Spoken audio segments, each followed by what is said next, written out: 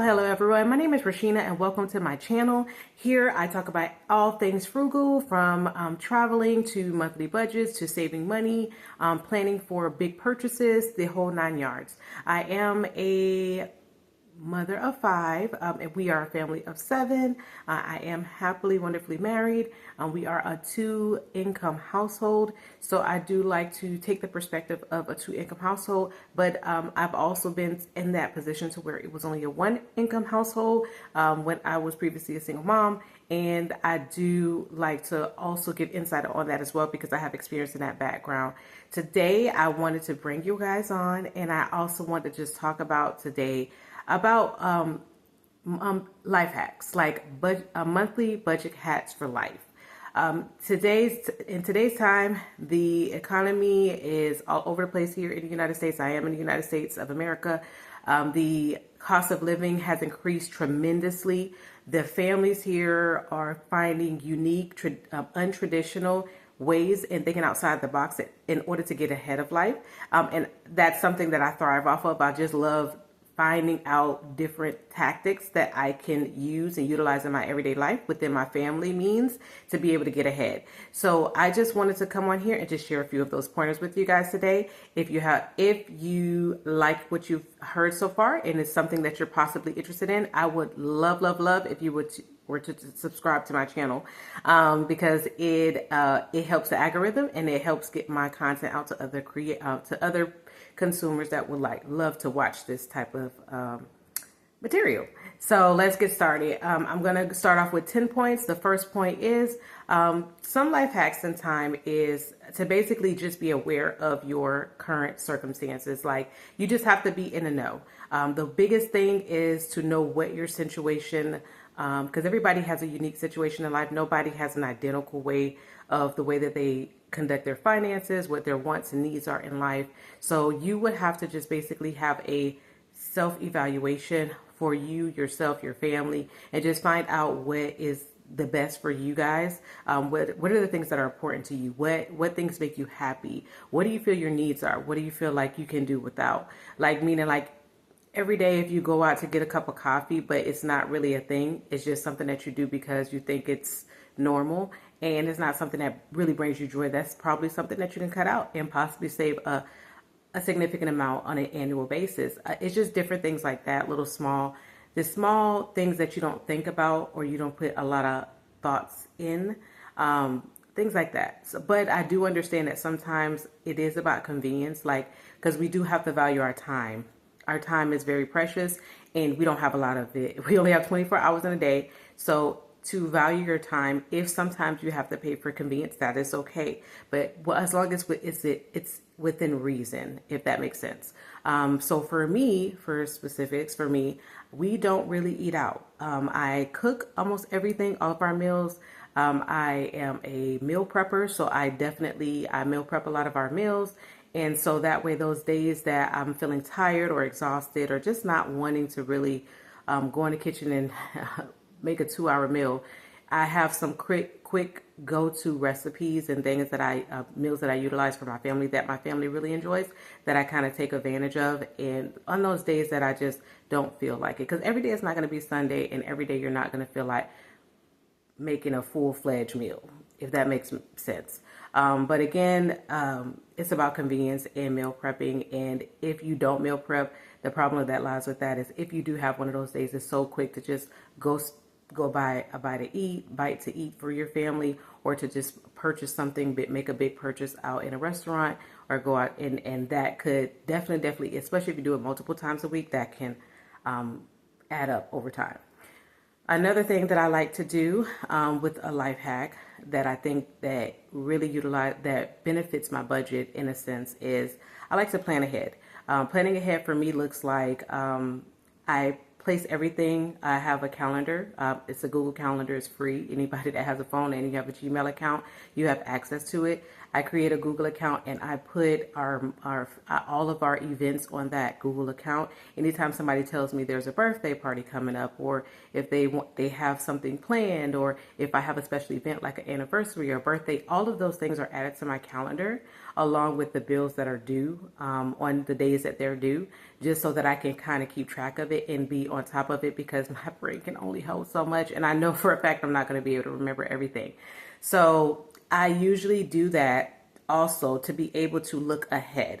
Meaning, like, I look ahead, like this month where it's April, so I will look in the month of May to see what we have going on. So I wrap our budget around those things and those plans. So if I know we have a birthday party to go to, okay, I know I need to get a gift and I need to plan out to get that gift and purchase that gift. And those are things that just make it easier to manage and to be able to feel like you're in control of your situation and in everything that you have going on in your life with everything else going on. Again, I'm a mother of 5, so it's a lot. And sometimes it becomes a little overwhelming at times. So you have to have things in place I have to have things in place that kind of help me to be able to feel like I'm being productive in life, okay, and adulting. And so with that being said, the next life hack or budget hack that I would say is sinking funds. As I stated before, you may track the things that you have going on a monthly basis through your calendar. And when you go into that calendar and you see that, okay, well, I have this going on, or I have that going on, or I have an event to attend, and I know I need to find something to wear, and et cetera, and may have you, you know that there's going to be money spent on that. So for me, the next thing is sinking funds. Sinking funds to me are lifesavers.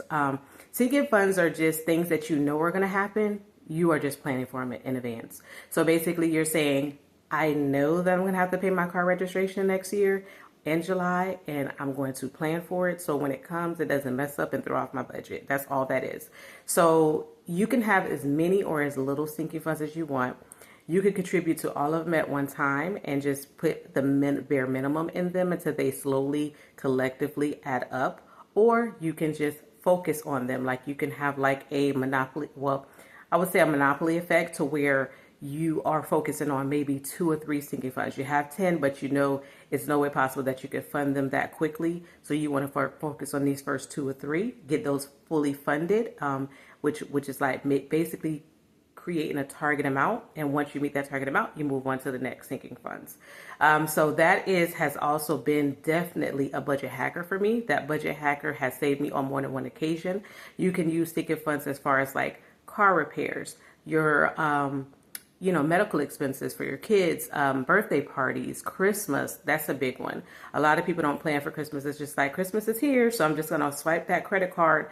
And then you have all of these additional interest payments that you have to pay. And then you're paying for Christmas from 2023 and 2025. And you could just avoid that altogether by just saying, okay, I want to spend $1,000 for Christmas. I want to spend $600 for Christmas. And how long is it going to, I'm just going to put money each time I get paid in an account or a sinking fund that is going to help me to be able to do that without going to any other budget or interfering with any other budget. So that is another budget hack, definitely a sinking fund. The next one we're going to roll over to is basically making sure that before you throw something away or dispose of something, make sure that it's not something that you can reuse. Like, for example, don't judge me. So when I buy mayonnaise or I buy butter, or, I know those little Tupperware containers that they come in, and once the butter is done, or once the mayonnaise is done, or once the pickles are done, those jars and those containers are more than usable. I have a bunch of them. I probably need to get rid of some of them, but I have a thing where if it is not broke, don't fix it. So with those in mind, I save, because I'm not having to buy dishes as much, because whenever I cook something, I don't have to buy all that Tupperware, because guess what? I'm throwing it in the old butter pan. That's what it is. Yeah, that's what it is. But it saved me. It may be something small, but it's a lot of small things they eventually become something big. So for me, it's a lot of the small things that you don't think about and just being creative with your life and your system, and you're going to be ahead in life. That's just what it all boils down to. The next budget hack I have is to pay yourself first. Okay, so I am a big advocate on paying yourself first. Paying yourself first is non-negotiable in my home. We work very hard, both my husband and myself, and we take a lot of pride in our home, in our children, just in our life, just in general. We're a very low maintenance family. We don't have a lot of extravagant needs. And so I feel like because we put so much effort into being intentional with our lives, I feel like we deserve that. So when any type of money comes in and when I sit down to pay anything, I pay us first. I pay our future selves. I pay my husband's retirement. I pay I pay into my retirement. I have separate accounts for the children that I want to contribute towards their future. It's just different things that are very important to me to be able to help us in our future lives. And trust me, that process just in general has helped with our just our overall self-esteem, because you have something within you that's helping you to move forward. It's like it's giving you that motivation, because let's be honest, if you are just working, you're just like, oh, I just know I'm not going to have anything left for remaining, or I'm just working to pay bills. It's not very motivating. So when you are working to pay yourself, it's a little bit different, and the perspective is a little bit different, because you're just like, I get to put money in my savings account. I get to put money in my retirement account, and you're watching it grow. So when you're watching it grow, it helps you to be able to say, I'm doing something. I'm moving forward, and it's helping you thrive. The next budget hack, we're going to move on forward to the next budget hack, is always, always, always create a budget. I don't care how small it is. I don't care if it's a pen and paper. I don't care if it's a spreadsheet. Always create a budget. Always know what's coming in and what's going out, because being aware and being in control of your circumstances, your situation, is vital to be able to be successful in any situation. Okay, so the next budget hack after that is my travel budget hack.